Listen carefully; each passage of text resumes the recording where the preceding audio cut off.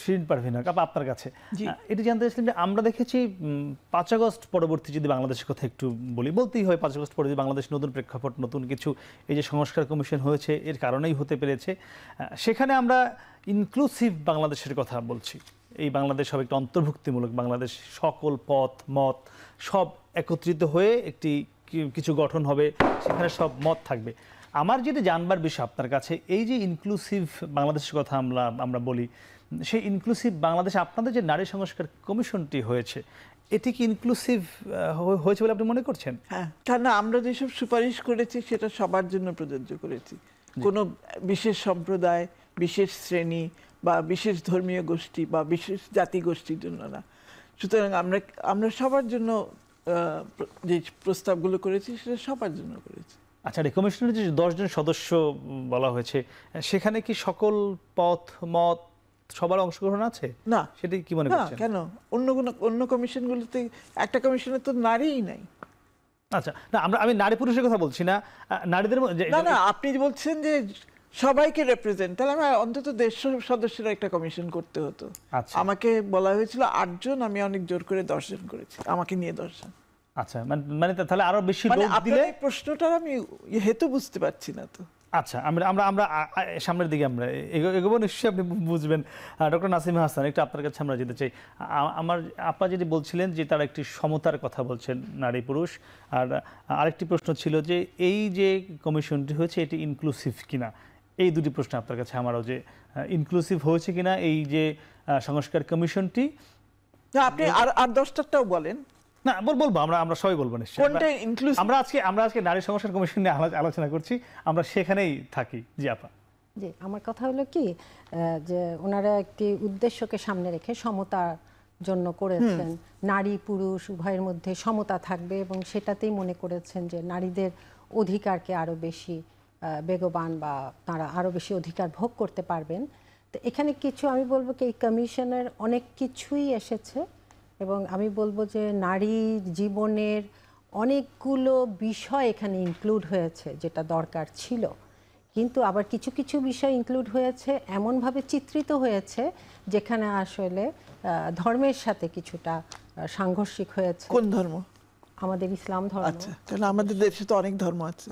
কিন্তু আমরা তো 90% এখানে মুসলিম, আমি মুসলিমদের কথাই বলছি, এবং অন্যান্য ধর্মের কথাও আসবে এখানে। জি, সেখানে আমাদের কিছু তখন এটার আসলে সংস্কারের প্রয়োজন হতেই পারে।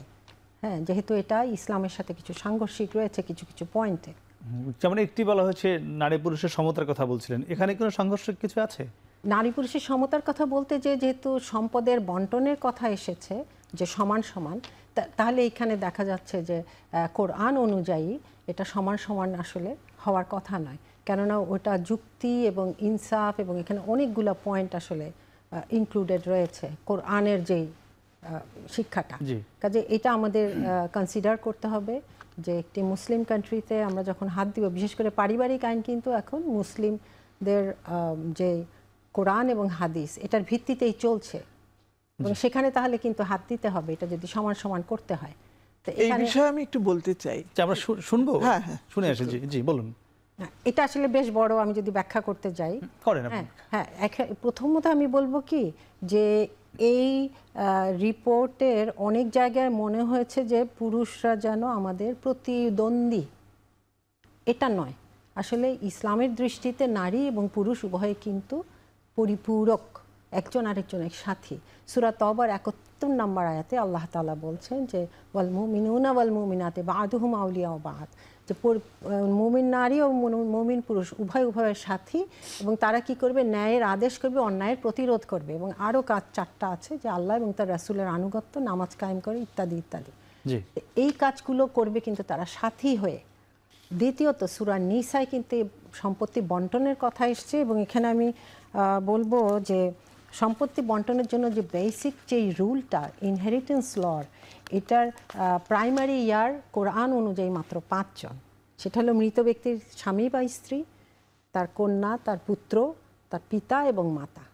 এই 5 জনকে খুঁজবে একজন মৃত ব্যক্তির সম্পদ, এবং সেখানে কন্যা এবং পুত্র এবং কন্যার শেয়ার আল্লাহ তাআলা নির্দিষ্ট করে দিয়েছেন। এমনভাবে নির্দিষ্ট করেছেন ওই আয়াতটি কিন্তু কাতি বা ডেফিনিটিভ, এই ডেফিনিটিভ আয়াতকে কিন্তু আমরা সংস্কার করতে পারি না। এটা যদি কেউ ব্যক্তিগতভাবে সম্পত্তি বন্টন নিজেরার মধ্যে অ্যাডজাস্ট করে সেটা কিন্তু ভিন্ন, কিন্তু যেমনটা করছে এখন অনেকে। না, নিজেরা করলে আমি হ্যাঁ, সেটাই বললাম যে কেউ বলেছেন যে ওখানে কোনো নিষেধাজ্ঞা নাই। না, নিজেরা করলে তো সেটা আইনের মধ্যে গেল না, আইনের আওতায় পড়লো না। আমি বলছি যে এটা কোরআনের ওই আয়াতটাতে আমরা হাত দিতেই পারবো না, বিকজ ইট ইজ ডেফিনিটিভ। আমি আবারও রিপিট করছি, এটা কাতি আয়াত, এবং এই আয়াত অনুযায়ী যার যা শেয়ার সে সেটাই পাবে। আর আমরা যদি সমান দিই, আমরা কিন্তু ভুলে যাই যে এই মৃত ব্যক্তির সম্পদে একজন স্ত্রী বা স্বামী আছেন, বা স্ত্রী যদি ধরি, আরেকজন কিন্তু ওই কন্যাটি আছে, এবং কন্যাটির দাদি বা দাদা যেই জীবিত থাকেন, বা মা, নানা, মা বাবা, কাজে এখানে নারী কিন্তু আরও আছেন, জি, এমন না যে শুধু কন্যাটি নারী। কাজে ইসলাম আসলে সবার মধ্যেই এই সম্পদটা বন্টিত করেছে, এবং আমি মনে করি যে এটার পেছনে আমাদের বুঝতে হবে যে এটা আমাদের জন্য অনার্জিত সম্পদ।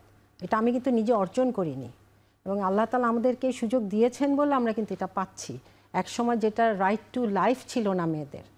হ্যাঁ, এবং আরেকটি ব্যাপার হলো কি, আমি এখানে উল্লেখ করতে চাই যে আমি বিশ্বাস করি যে এটা এমন একজনের কাছ থেকে এসছে, এই আইনটা সম্পত্তি বন্টনের, তার উইজডমটা অনেক অনেক বেশি। ইটস লাইক পৃথিবীতে যত ট্যালেন্টেড মানুষ আছে, আমি হার্ভার্ড ধরি, MIT ধরি, যারা আছেন পূর্বে, যারা জন্ম নিয়েছেন, পরবর্তীতেও যারা আসবেন, তাদের প্রত্যেকের উইজডম আর নলেজগুলোকে, ওই মাথাগুলোকে একসাথে করলে যত নলেজ আর উইজডম হবে, আল্লাহ তাআলার নলেজ এবং উইজডম তার চেয়ে অনেক বেশি। এই বিশ্বাস নিয়ে আজকে আমি এখানে আমি আপনার এই কথা